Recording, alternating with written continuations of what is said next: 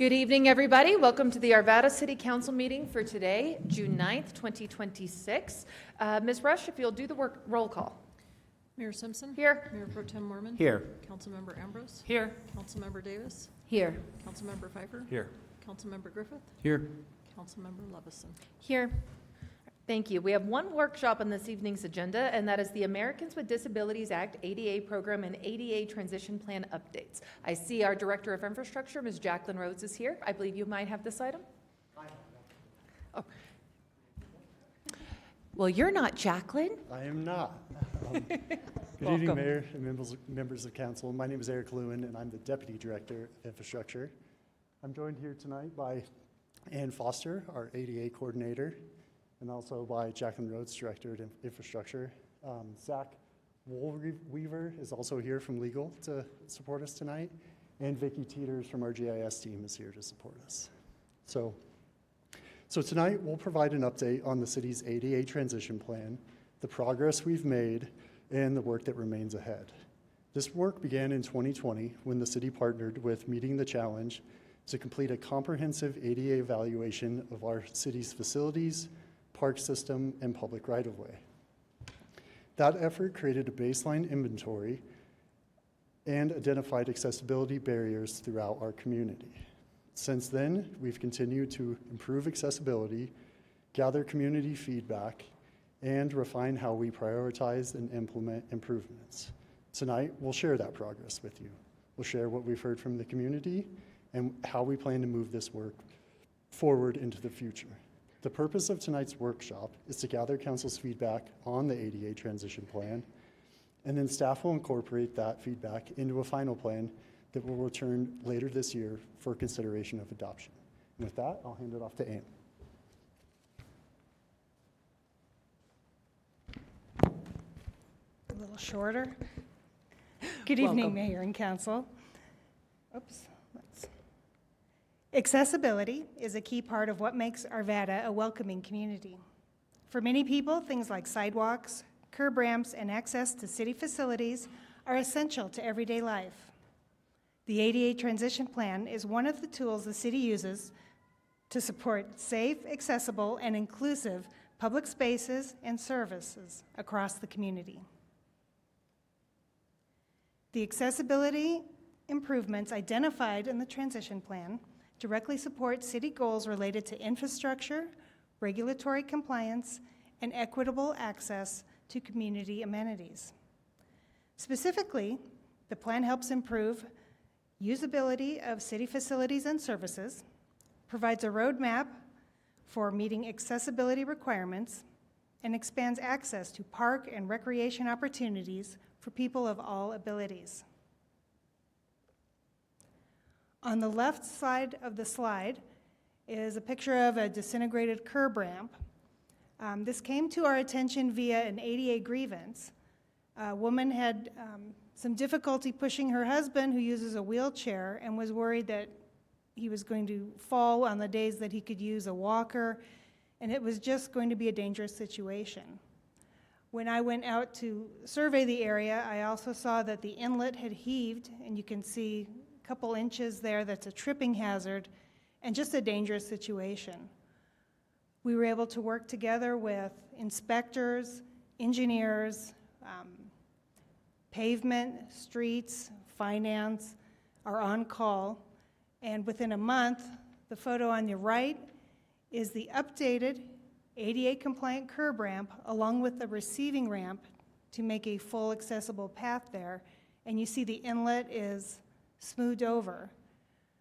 The couple lived at a single-family home just beyond those inlets, but this one curb ramp and the receiving curb ramp really helped the whole community. Across the way are townhomes, there's a school just down the street, there are businesses.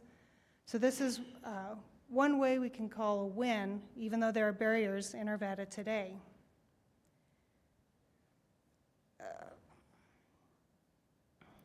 People still encounter everyday accessibility barriers that limit full participation in city services and spaces. These challenges impact mobility, independence, and access to daily activities.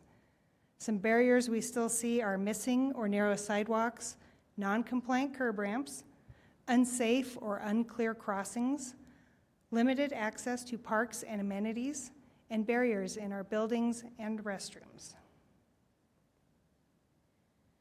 The focus is to remove barriers and help ensure consistent, compliant access across the community. We respond to accommodation requests and ADA grievances, and the curb ramp from that last slide is an example of that. It's about listening to the community. We identify, prioritize, and remove accessibility barriers throughout the city. Making this happen requires collaboration and coordination across multiple departments and teams to improve access, also like that curb ramp. We document the progress and demonstrate good faith efforts towards ADA compliance. So think of the ADA transition plan as a roadmap. It helps us understand where we are today by identifying existing accessibility barriers, puts us on a path to where we want to be, an inclusive Arvada where residents and visitors of all abilities can access city facilities, programs, and services. The plan helps us prioritize the most critical improvements, incorporate accessibility into ongoing planning and projects, and provides a long-term strategy for achieving and maintaining progress. This update was prepared in partnership with different work groups to make it a citywide approach to accessibility. The assessment looked at several key areas: city facilities and public spaces, think parks, recreation areas, entrances, restrooms; public right-of-way, as in sidewalks, curb ramps, pedestrian crossings, signals; and we looked at city programs, services, policies, and communications. By evaluating all these together, we can better identify barriers, coordinate improvements, and provide more consistent access across city operations. Community feedback has been consistent across several accessibility themes, including sidewalk gaps, crossing safety, access to parks and playgrounds, and the need for more inclusive physical and digital design. To help continue this dialogue, we are exploring the creation of an ADA advisory board or committee or group to provide ongoing community input and help guide future accessibility priorities.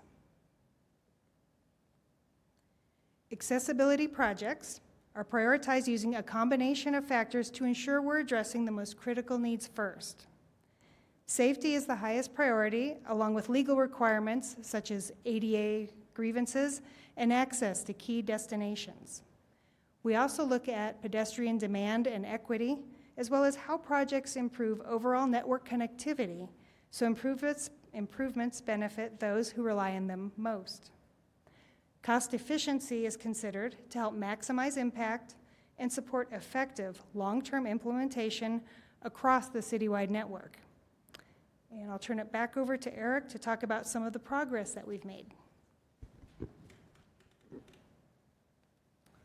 Okay, so as Ann said, I'll give an update on our three big areas in the transition plan, the progress we've made in our facilities, park system, and public right-of-way. So we'll go ahead and start with the progress we made in our facilities. So as part of the original ADA transition plan, facilities was one of the first areas that we actually looked at. And from that original evaluation, we identified approximately 4,800 barriers throughout all of our city-owned facilities. As of today, approximately 3,200 of those barriers have now been removed and are now compliant. That would put our facility system at approximately 67% compliance.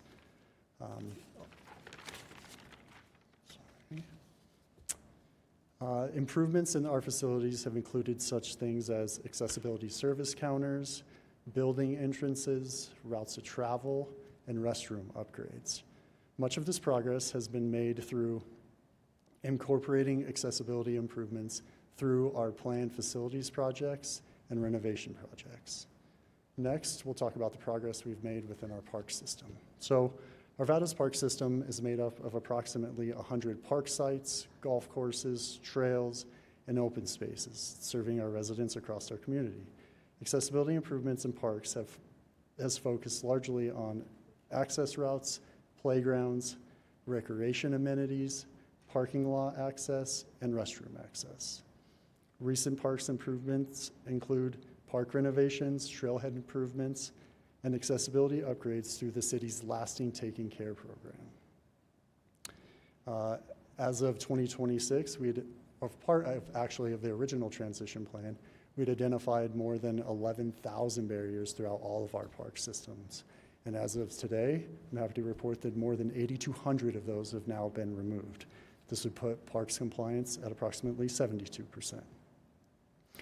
Moving forward, accessibility improvements will continue to be prioritized based off of our community's needs, facility conditions, equity considerations, and opportunities to coordinate with planned projects. So after that, we can talk a little bit about the progress we've made and probably our most complex system, the public right-of-way. So our public right-of-way, accessibility improvements were evaluated and looked at in curb ramps, sidewalks, pedestrian crossings, and pedestrian signals. The city continues to improve accessibility through coordinated efforts in our pavement program, our transportation capital improvement projects, redevelopment requirements, and ADA-related service requests and grievances.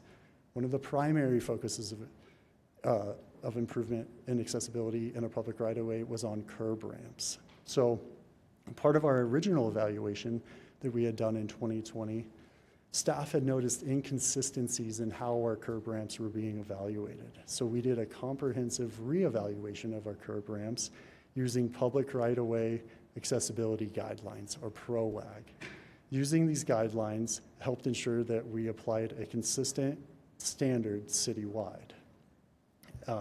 As of January 2026, approximately 2,300 of these nearly 10,000 city-owned and managed curb ramps have been re-inspected and are now considered compliant, putting that system at approximately 24%.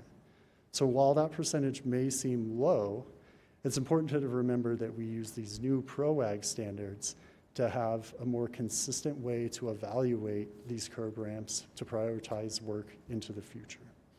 So next, let's talk a little bit about our implementation strategy for funding. Our strategy for funding and implementation strategy. Sorry, I messed that all up. But part of this is, on this slide, you'll notice that there's a spelling error. So it should say funding strategy and not strategery.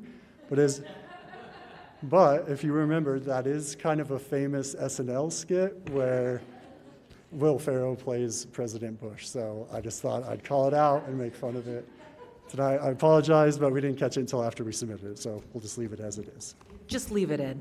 Perfect. I like it. Thank you.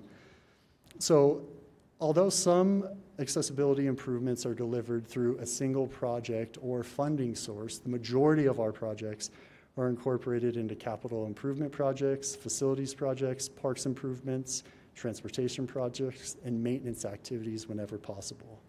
This approach allows us to make steady progress while maximizing available funding and resources. I'd also like to mention that we maintain ADA funding within each of these operation areas that I covered tonight. This allows staff to respond more quickly to accessibility concerns as they're identified. A great one is the one that Anna just spoke to earlier this evening at 80th and Gray. So when Ann got that grievance, we were able to go out and had funding and fix that within approximately 3 weeks to a month. We feel like this is a great approach to respond to our community immediately when these things are identified and we have funding and staff available to fix them. Lastly, let's talk about our implementation strategy. So in the transition plan, this is broke up into 3 big areas. So near-term projects, midterm projects, and long-term projects. Near-term projects are things that we're working on today, like the improvements we've done around City Hall and our parking lot areas, the improvements we've done around the inside of the Arvada Center, and accessibility concerns that are identified through, as I mentioned, service requests or grievances. Midterm projects are generally tied to planned infrastructure and parks investments, along with transportation improvements, playground replacements, and facility renovations. Long-term projects focus on more large system-wide improvements, including sidewalk apps, public right-of-way accessibility, and improvements that depend on future redevelopment or major capital improvement projects. These phases help guide planning, but they're also internally flexible. This allows staff to respond to funding opportunities, community needs, and to coordinate projects and opportunities as they arise. So with that said, while there's significant work that remains ahead, the progress we've shared tonight, we hope demonstrates that accessibility improvements are becoming part of how the city plans projects, designs projects, and delivers projects. And with that, I'll hand it back off to Ann for next steps. Thank you.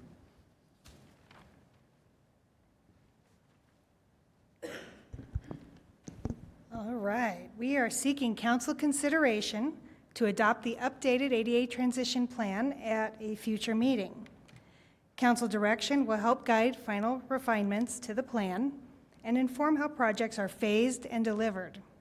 Following that, staff will incorporate feedback, finalize the document, and move into the next phase of implementation.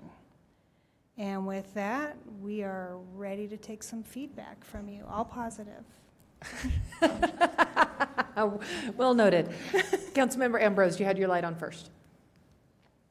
Thank you, Your Honor, and thank you very much for the presentation. I really appreciate and am impressed by all of the compliance improvements we've had in our parks and our buildings. I think accessibility it just helps the whole community. So I really appreciate the stress that Arvada has put and the success that we've had on this. One question I have is there a particular reason why the buildings and parks have so much higher rate of compliance than the right-of-way improvements? Is it because, transportation funds is separate from building funds, is separate from parks funds, and the kinds of costs that are associated with the right-of-way, are they that much more expensive than those other ones? Because not only is is the compliance lower, but also in the long, mid, and short-term planning, Right. there isn't anything about the right-of-way improvements that I have seen so far. It could be further down in the document. I'm sorry, I'm on page 25 out of 43. But I'm just wondering, what is the plan? Oh, I can see the ongoing and planned pedestrian priorities and improvement schedule. So could you just talk about the difference in compliance rates and what is in the transition plan to address that? Yep, and maybe they can back me up as well. Kind of when he was talking about how the public right-of-way is the hardest to really quantify and how it works, because we have 24 buildings done. We have a lot of parks, but they're set, they're buildings.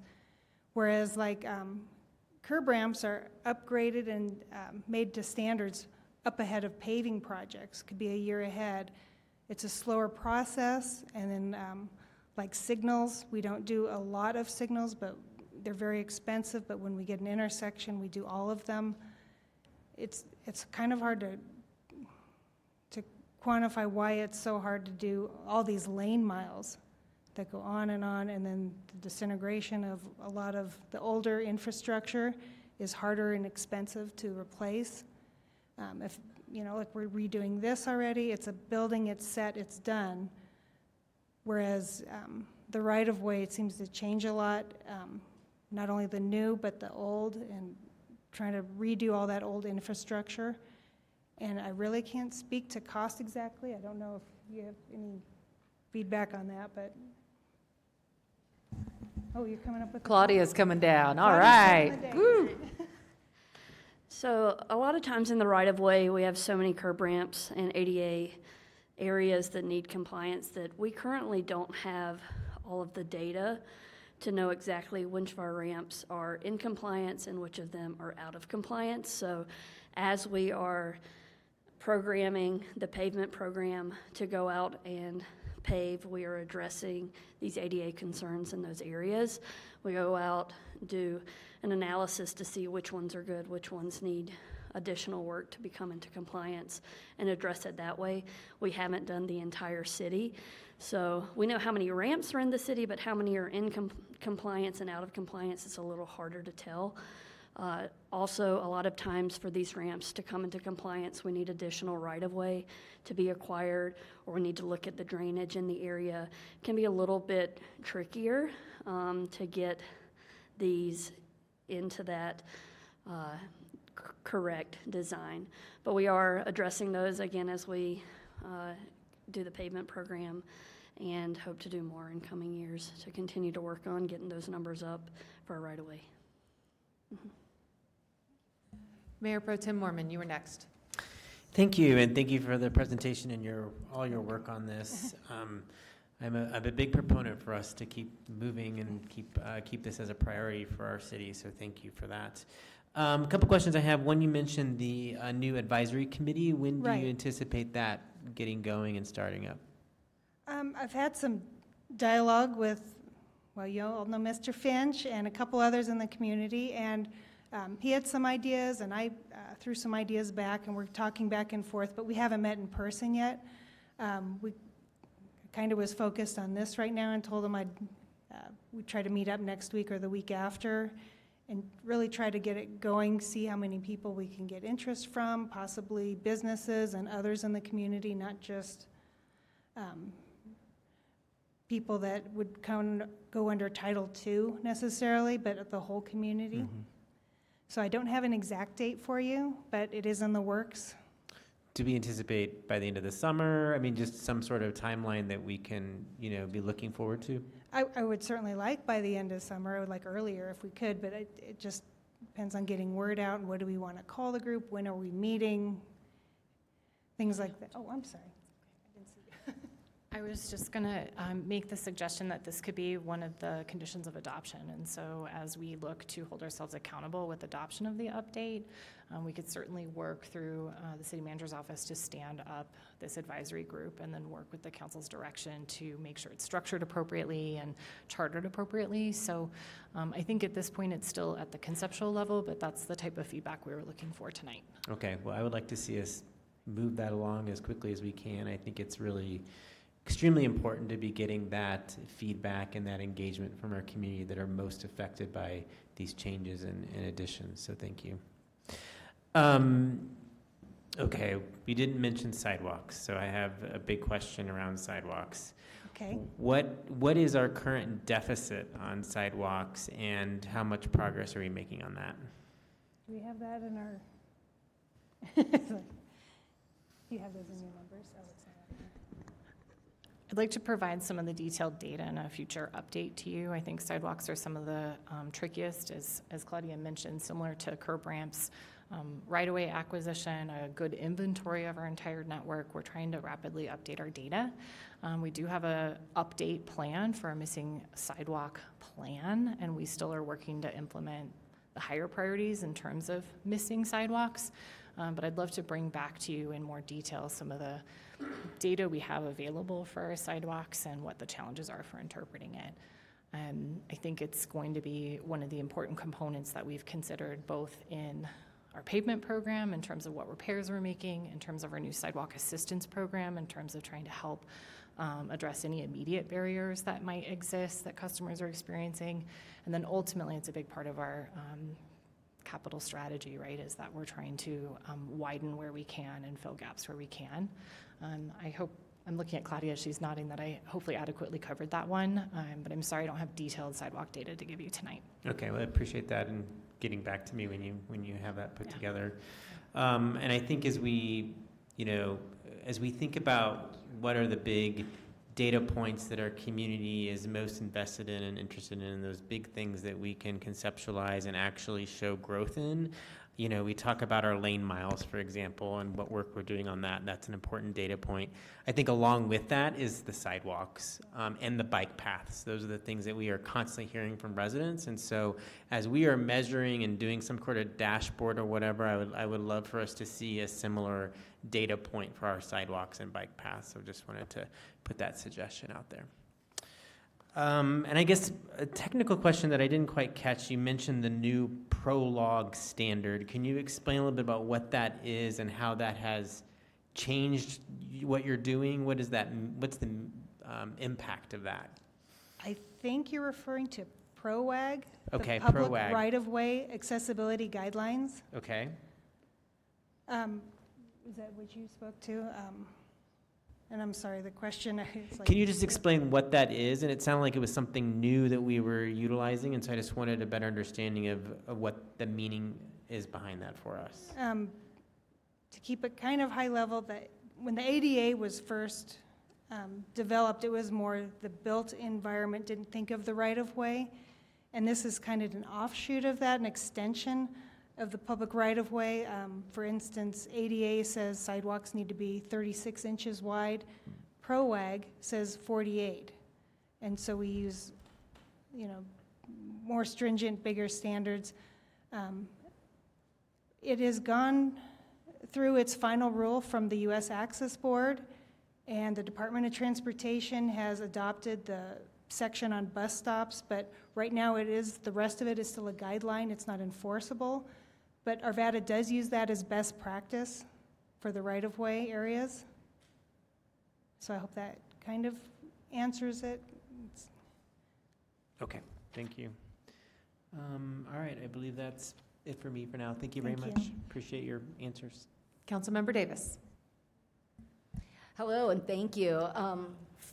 Thank you for the presentation. I also want to thank you and Ms. Rhodes and Mr. Vager for accommodating me in going out to Westwoods and improving the accessibility to the buildings. I mean, that was a huge win. And I just want people who are in the audience and at home to let you know that that project moved along fairly quickly. And so once a problem is identified, that problem is remedied very quickly. So thank you for that.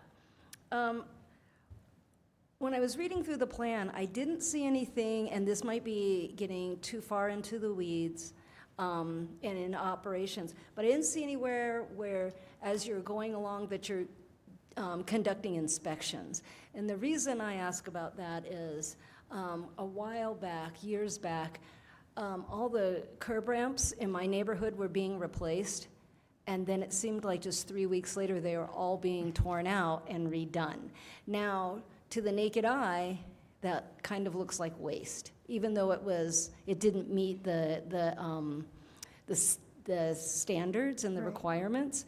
That was the explanation from the attorney, not the attorney, the engineer, as I was flagging them down, going.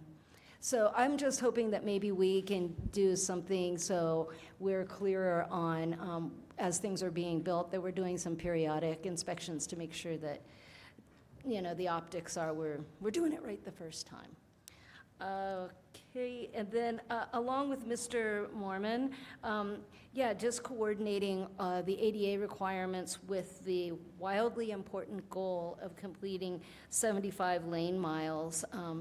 I think that's really important, and we can show that we're making progress as we move along with that. No. Oh, I thought you were going to say something. I'm sorry, I didn't mean to interrupt. I did want to respond to your question about the ramp inspections. So we do inspect the ramps. It is a very important component of this work is to make sure that the ramps do get inspected, and so the teams do that. And what you were referring to about the ramps, I think it was on 66th Avenue. And yes, there were issues with that first installation, and this was also really early on when our contractor was actually really learning how to build those ramps. And because there were some errors made, we hold accountability for that and make sure that they get repaired right. The contractor is actually now highly skilled, and a lot of that is due to the work that the contractor was doing with our inspection team to make sure that they get built right. But to avoid that from happening, we do the inspections regularly as they're being built. And in fact, I think we've got pictures of them out there measuring those ramps with the levels to make sure that they're exactly right. But it does take quite a bit of skill to build those right. And then we want to come in and follow up and make sure that they meet the standards so that we don't run into that issue again. Right. Well, thank you, and I appreciate that, and I appreciate that explanation. And then, are we coordinating with other agencies, in particular Jefferson County, for roads that half of the road is Arvada and the other half is Jeffco, so that so we have some consistency? A lot of people don't know that they live in unincorporated Jefferson County, and so I'm just hoping that we coordinate and keep everything just looking consistent. And that's all I have. Other than that, keep up the good work. I'm so excited about this. Thank you. Oh,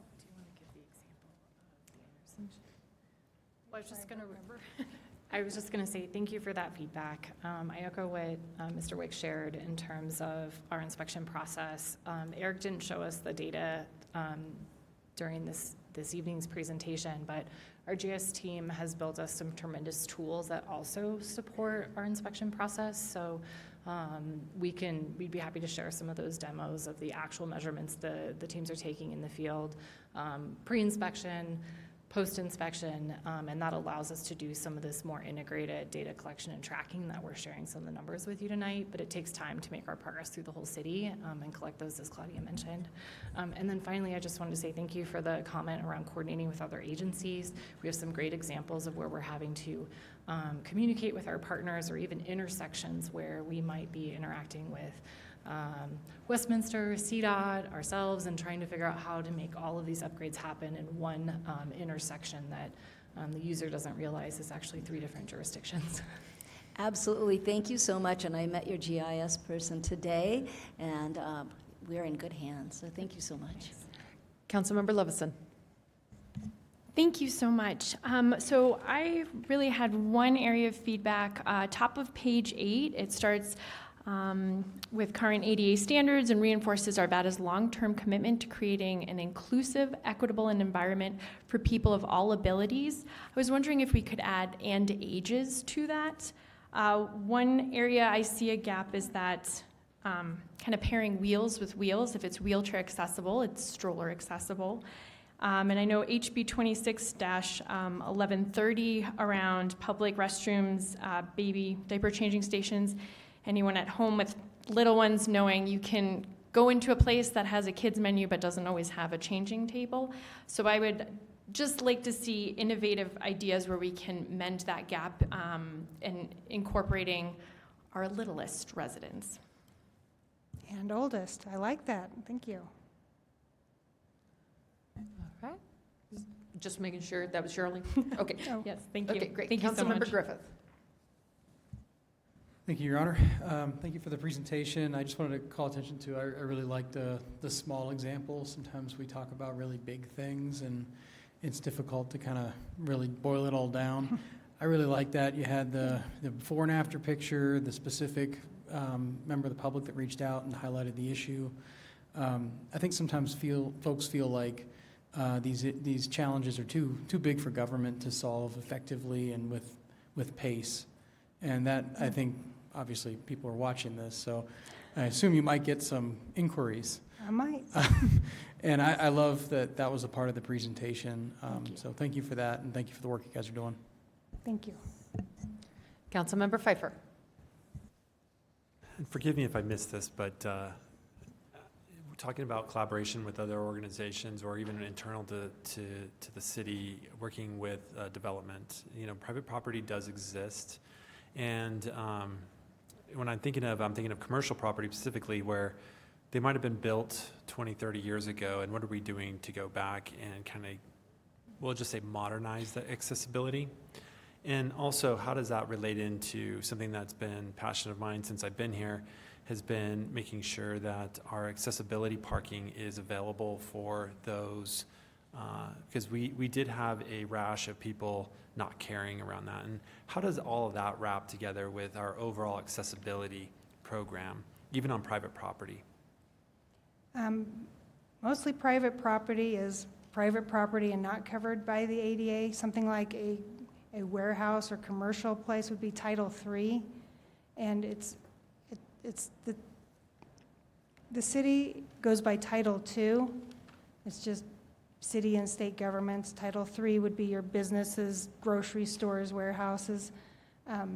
Their standard is a little bit different. It's readily achievable barrier removal, whereas in the city, all goods, services, activities are covered. And so that's why program access is required for us in the city. And I'm sorry, I already forgot the second part. Well, I think what I want to keep in our focus is not only on private property. One of the things that we forget about is part of our accessibility should be having parking accessible, no matter where it is. I don't care if it's in a park or here at City Hall or at the King Soopers, but accessibility and having folks that have disabilities or possibly young kids or however we want to define it, Right. but the ability that they can get out of their vehicle, have a space free, and get up into whatever the facility is, King Soopers or City Hall. And so when you're looking at the programmatic overview of this, I appreciate that we're focusing on all the city corners and so forth, but holistically, we have a parking enforcement arm too. And are we Right. wrapping around that parking enforcement or code enforcement to wrap around to ensure that when we say we're an accessible community, we mean we're an accessible community at all levels, including from code to enforcement to our own infrastructure. So I'm looking more Can I real programmatically. do it quick, and then you can jump in. We did receive a concern from someone downtown, and something about not accessible spaces. It's based on a city block by ProAg, how many we need to have, but we did explore, is there anywhere to move that space? Is there not? Because there has to be an accessible way to get onto the sidewalk once you're off the, out of the car. So there's different things that play in, especially somewhere older like Old Town, things like that, but there are requirements. And again, something like King Soopers, that's Title III, and I don't have any authority to tell them what to do. It's where a citizen, I would advise them, because we've had complaints, advise them contact the business, whatever business it is, directly. Usually they're very open to it, and actually there was one in Federal Heights where my mother goes, and they put the new striping in with no access aisle. And I called them up, and within a few weeks they had fixed that, because it was just a miss. So sometimes it's like helping the community help themselves, where it's not my place to intervene right there on that, but we do try. Go ahead. No, you did great. I just wanted to also add that through our development review process, both our planning team and our engineering team are taking a look at accessibility. So we're making sure that there is parking for new developments, that there's an accessible path from the parking lot to the building. Our building department does a really good job of making sure that the right codes are being followed through the land development code and that building code to make sure that our newer facilities are up to the current standards. I hear you that we have a lot of existing facilities that aren't quite up to snuff when it comes to our ADA requirements, and kind of to piggyback off Ann, currently we are not in a proactive mode of going into those businesses or to those homes and requesting them to bring that ADA guidelines up to standard. We encourage them to because of the liability, but we are making sure that anytime someone comes in for redevelopment or to do something on their property, we're reminding them of ADA standards, and where appropriate, requesting that upgrade to be made. That's perfect. And just the last, your parking enforcement can enforce on private property and should. And that's what I'm saying. Programmatically, we should be looking at all facets, not just infrastructure, building review, but we should also be enforcing the current parking rules around accessible spots. We've seemed to have backed off on that. I would encourage that when we look programmatically at accessibility, we look at all of the levels of it. Thank you, and thank you, council, and to the city manager for support for our parking program. So we have recently invested, as you know, in bringing parking enforcement in-house. And as you heard about last workshop, we've been doing some internal innovation around parking as a whole, part of which includes better ideation and cooperation between all of our code, our parking ambassadors, all of our teams, to make sure we're consistent and addressing exactly the challenges. So we're grateful for the continued support. I think we're headed in the right direction and we have more work to do, but we'll be reporting back those results of some of the innovation project work we've been doing around parking enforcement And specifically. that'll be citywide, correct? Yeah. I just don't want to forget about this piece because parking accessibility is also important as well, if not just sidewalks and everything else. I mean, people need to be able to get out of their vehicle as well. Yeah, Okay, thank you. All right. To me then, I only have a couple of quick questions. We noted at the very beginning when we had the broken curb that was identified and we went and we replaced the entire curb, which is a much larger scale. That took about a month. About what is the average response time when we have a broken sidewalk or a heaved plate or something to be able to fix those issues once they're identified? If you're talking ADA grievances, in that instance, I have 14 calendar days to respond to the person, not necessarily fix. And it's case-by-case basis, so something might be a quick fix. 70th and Eldridge, there was a crosswalk with just a curb gutter that didn't have a curb ramp, and we were able to get that one, I think, within a week. But other times, it's more complex, takes longer. It depends, and I know people don't like to hear that, but it depends how complicated it is. Is it a disability issue? Is it a convenience issue? How much is the cost? Are there other projects adjacent to this we could combine? But all in all, I try to respond right away, less than 14 days, but from start to finish, if we can shorten the time as much as possible, we do try to accommodate, respond to the community. Excellent, thank you. And then this kind of goes to a conversation we were having earlier. To the concrete, when it is poured incorrectly, I think I know the answer here. How many years do we have on concrete warranties? I'll let you answer if that there's a one. mistake? So typically, we'll go out and do our inspections at 1 year and 9 months and require them to fix them at the 2-year warranty period. So that's why you sometimes see that delay between when we identify and then require the quality work of our contractor to come back and make those repairs. Because it's a 2-year warranty, correct? Correct. You Yes, got it. and if the work is incorrect and it needs to be redone, that is on the contractor's expense, not on the taxpayer's, correct? That's correct. Great, thank you. I just wanted to make sure we elucidated that for the public. And then finally, I guess, and we may not have the answer to this, and that's okay.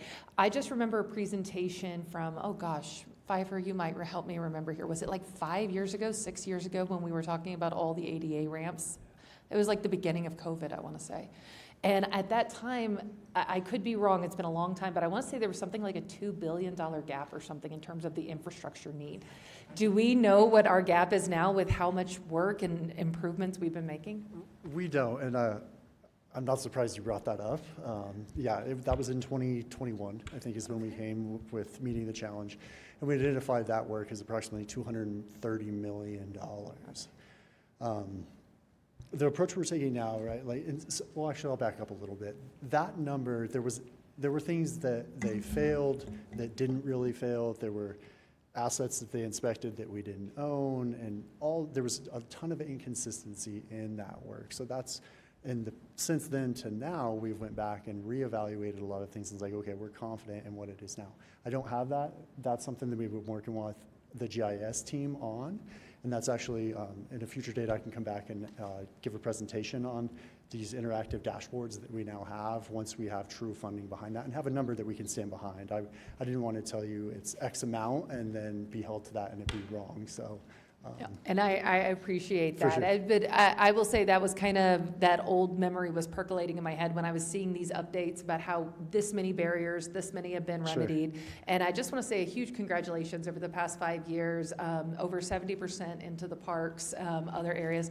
Really, really well done. And so thank you for that. And I don't know if there's an opportunity for Transportation Committee to be involved in helping identify some of our non-compliant areas since we haven't mapped that. I know quite a few years ago they were helpful in mapping missing sidewalks. There's probably more technical aspects to this, so I don't know if that's appropriate or not, but throwing it on the table just to see. But great job, you guys. Thank you, Eric. Thank you, Ann. Thank you, Jacqueline. Thank you, Claudia. And I see no additional lights. So, Mr. Wick, anything from you this evening? Just next week, there are 3 public hearings that you will be attending to. And I also wanted to speak real quickly to the large and bulky item pickup that we had this weekend. We had over 1,500 cars that came through. It was really a successful event. It was 95 degrees. The team, I think, did an excellent job. When I went out there to see how things were going with it, it was really efficiently run, and cars were getting through pretty quickly. So I think the team did a fantastic job with what they were doing out there. And to that point, today I received an email from a resident who used the bulky item pickup, and he basically echoed those comments in his email to me today and wanted to thank our city team for the great work that they did. So we had another good, successful event, and thanks to the city team for the work they did there. That's all I have. Yeah, One more for the- I think there's one more. All right. Yeah. Everybody look at the Arvada report. The information will be in the Arvada report when the last one is. Ms. Morris, anything from you this evening? No, Your Honor, thank you. All right, we stand adjourned.